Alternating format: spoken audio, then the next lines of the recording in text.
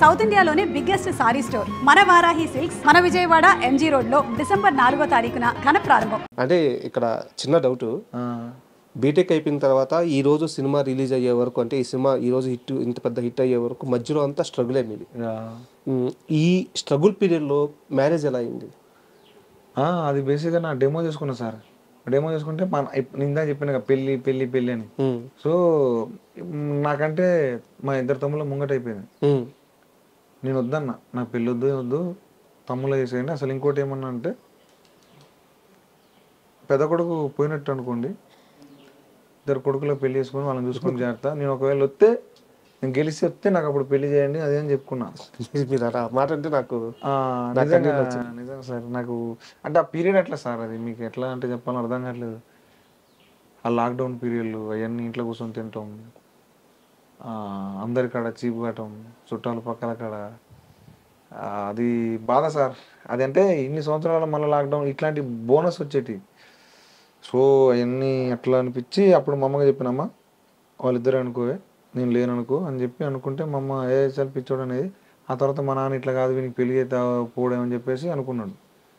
అట్లా నేను డెమో తీసిన 2023లో. 2022లో డెమో తీసినాక ఏమైంది, మా మామ ఉన్నాడు ఇప్పుడు మాకు దగ్గర బంధు, ఆయన కూడా కొంచెం మా అమ్మ వాళ్ళ బాబాయ్ కొడుకు బిడ్డ నేను చేసుకున్నది ఇప్పుడు. ఓకే.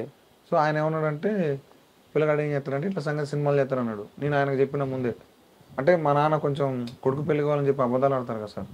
మామూలుగా జాబ్ వస్తే సాఫ్ట్వేర్ ఇప్పుడు అంటే వాళ్ళ అమ్మని అనుకోను, నా భార్య చెప్పుకున్నా, నేనేం చేయట్లే, నా సినిమా ఫీల్డ్, నేను సక్సెస్ అవుతానో తెలియదు.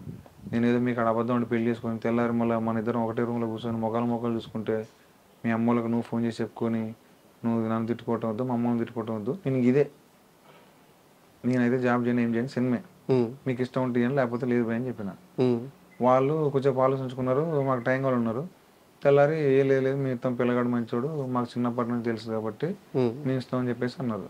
సో అట్లా పాపం నా భార్య వచ్చింది.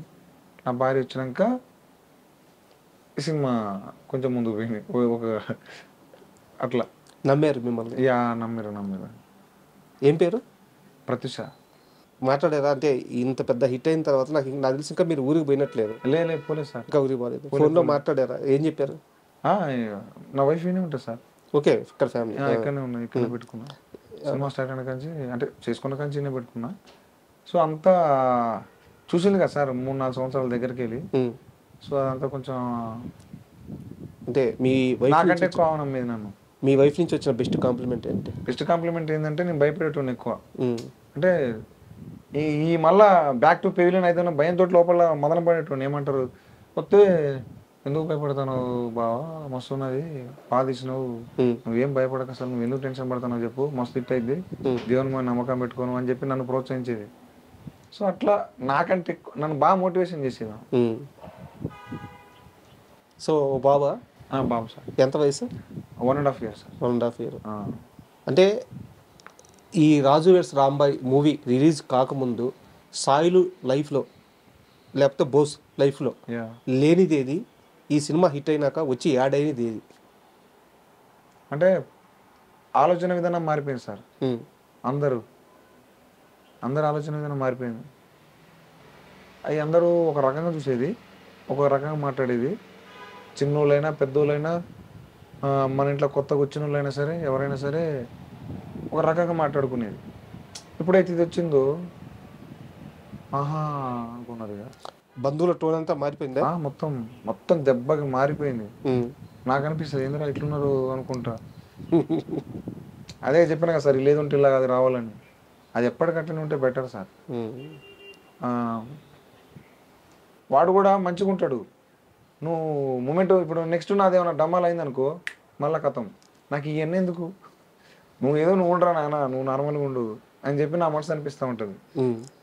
సో అవన్నీ ఉన్నారు సార్, అవన్నీ మారినాయి, అట్లా ఉన్నారు జనాలు. సో మనం ఏంటంటే జాగ్రత్తగా వాళ్ళ కోసం కాకపోయినా మన కోసం చేసుకోవాలి అంతే. వాళ్ళు ఏదో అనుకుంటారు, వాళ్ళు ఏదో పొగడాలి గీడాలని కాకుండా మనం చేసుకుంటా పోతే కథం సార్. అండ్ నిన్న సక్సెస్ మీట్లో వేణు గారు మాట్లాడుతూ బట్టలు తీసుకోమంటే 10,000 అవుతాయి వద్దంటున్నారు అని చెప్పి అన్నారు. అంటే ఎందుకు అంటే ఆ కాస్ట్లీ బట్టలు మనది కావు అనే, లేకుంటే డబ్బులు అంత ఖర్చు పెట్టకూడదనే?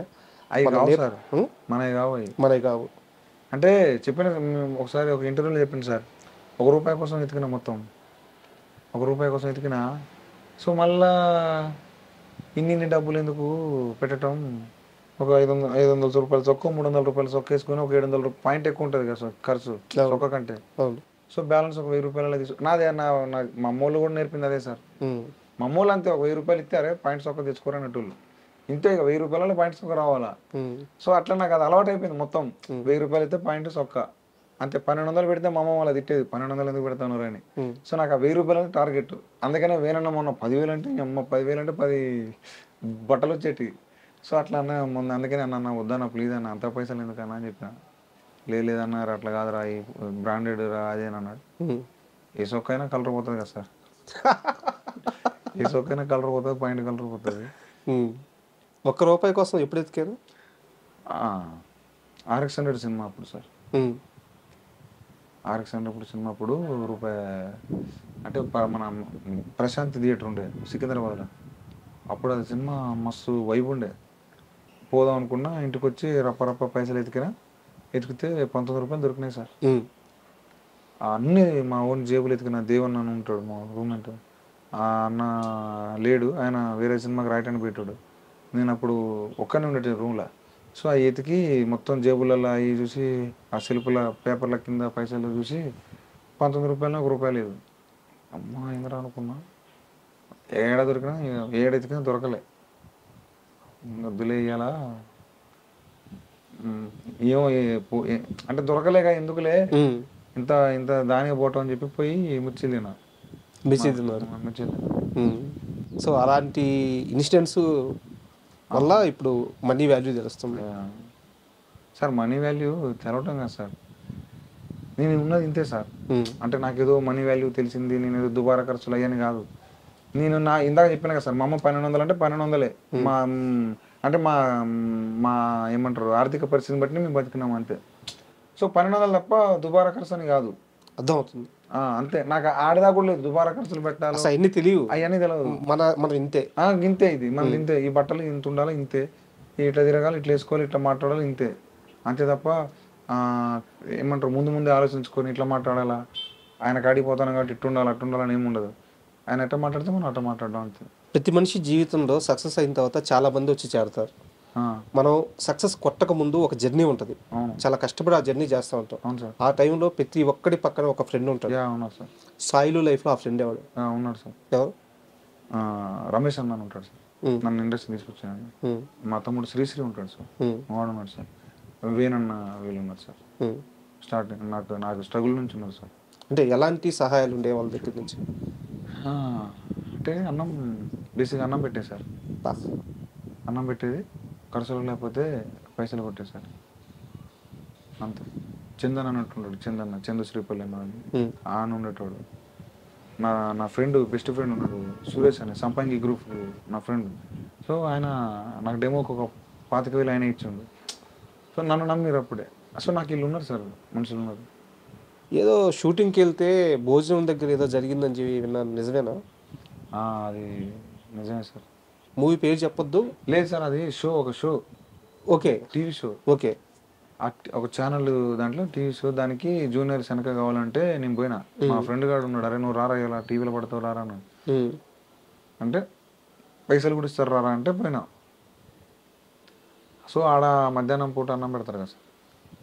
ఆడ అన్నం పెట్టేటప్పుడు ఎవరు నువ్వు, దేనికి వచ్చినావు, ఏమంటారు అయ్యేది ఇదేది, తినేటప్పుడు కూడా వాళ్ళు అంటే తిన్నాక మాట్లాడచ్చు సార్ ఆ మాట. నేను అన్న కూడా అన్న మావాడు వస్తాడన్నా, మావాడే పెట్టించిండు, ఆయన పేరు కూడా అలా చెప్పిన.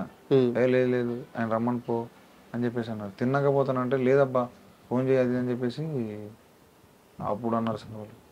అది పడేసి పోయి మామూలు చెప్పి వెళ్ళిపోయాను. మీకు పేరు చెప్పడం ఇష్టం లేకపోతే చెప్పొద్దు. ఆ షో ఇప్పుడు నడుస్తుందా? అది ఎప్పుడో పోయిందా? అది ఎప్పుడో పోయింది. 1 సంవత్సరం నడిచింది అంతే, తర్వాత పోయింది. నెక్స్ట్ ప్లాన్స్ ఏంటి లైఫ్లో?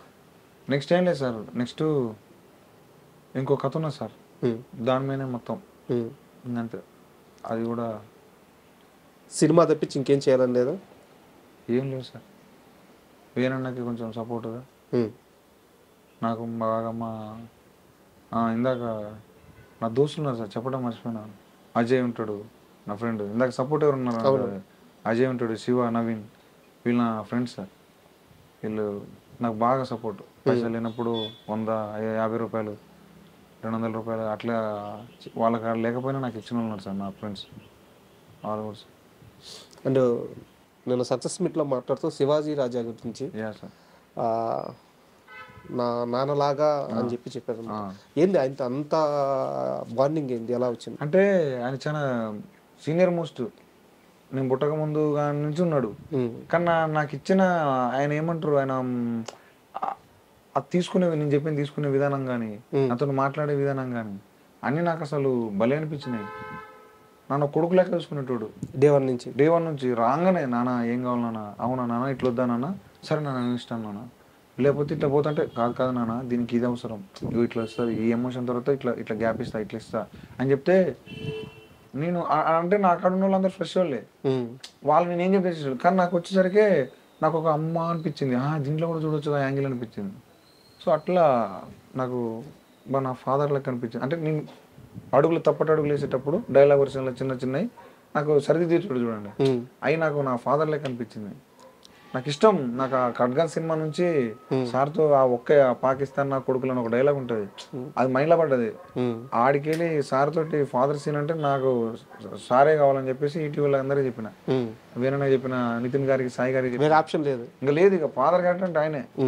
అంటే ఆయన గురించి తెలిసిన కొంతమంది ఉంటారు మీడియాలో, వాళ్ళు చెప్తుంటారు చాలా ప్రాక్టికల్ జోక్స్ చాలా ఎక్కువ వేస్తుంటారు, కామెడీ చేయడం కానీ, ఆట పట్టించడం కానీ, ఇలాంటివి చాలా ఎక్కువ ఉంటాయి. మీకు అలాంటి ఎక్స్పీరియన్స్ ఏమైనా సినిమా? ఘోరంగా ఉండే. మన చనిపోయిన సీన్ ఉంటుంది సినిమాలో, పండుకున్నాడు, అనిత మేడం ఏడవాల. సో ఆ మేడం ఏంటంటే బాగా పండుకుని సార్ని పటాపటా కొడతా ఉండేది ఎదురు రూమ్ల మీద.